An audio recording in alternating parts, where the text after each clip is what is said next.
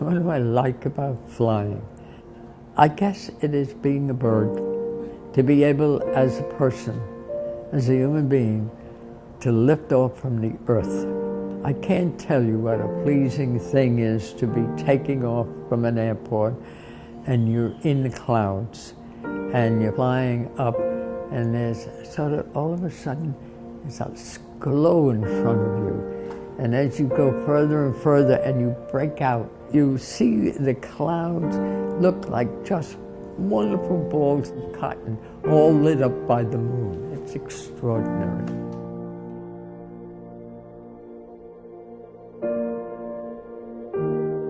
My name is Robina Asti. I'm 92 and I lived in New York all my life. I am a commercial pilot and I'm a flight instructor. Because of that, the Navy wanted me to join them. So I worked my way up in rank, and then I became 21 in 1942. Of course, the war had started by then, and in the Pacific, I flew airplanes. It was quite an adventure. I must say that it was a startling, delightful time of my life. One of the unique things about flying is that you've got to be able to move from one position to another because you can, and not accept where you are. In 1976, I finally decided that I must become a woman. What was so amazing about it, once I made the change, I became a woman in body and soul and mind. It ended up being a rebirth. The prejudice against me changing was extraordinary. I was a vice president of a pretty big mutual fund at that time. I was going to work as a man and changing to a woman. In the evening, it became quite burdensome, and I knew that it would never be acceptable then. And finally, one day, I said, that's it. And I quit and decided I had to live and work as a woman. So I went out as a woman in the world, and I changed my sex in aviation. Now, as far as the FAA is concerned, they only know me as a woman. I changed my Social Security, I changed my driver's license, and I even got a passport for the United States as a woman.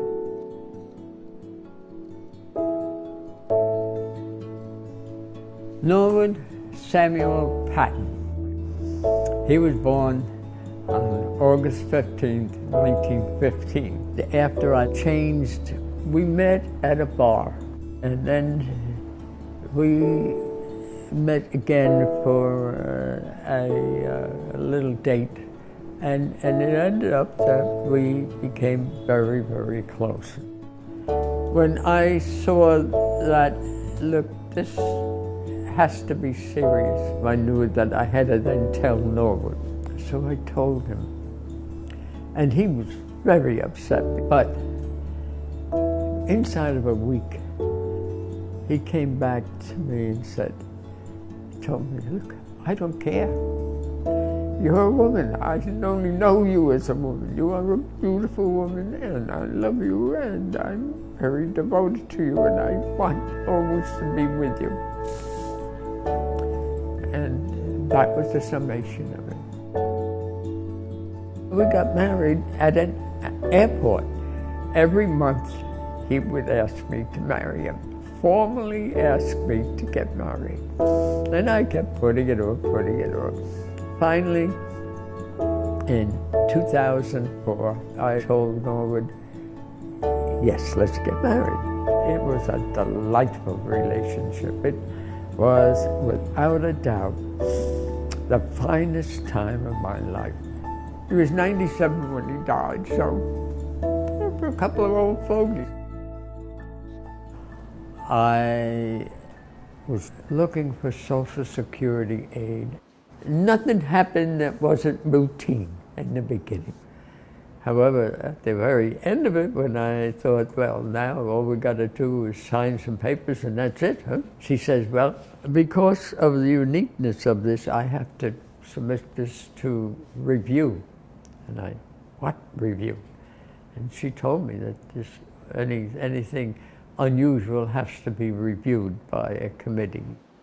So I waited a whole year. Finally, I get a letter saying I'm denied. And I'm denied because of the fact that at the time of my marriage, I was not legally a woman. Those were the words that were in the denial. And so I was shocked. I was shamed. That is so insulting. It was just devastating.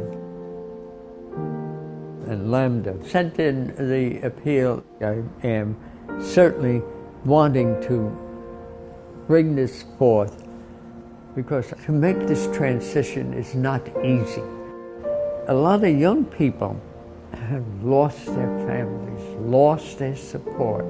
And my suggestion to them is to do what I did. Don't do anything.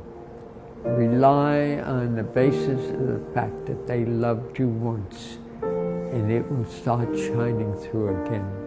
Several people that I knew that changed their sex committed suicide. Just simply horrible, because they didn't have anyone look at them and say, I understand, and I still want you to live. I hope that Lambda succeeds in this case, not for the money, but for the act of humanity that is absolutely necessary here.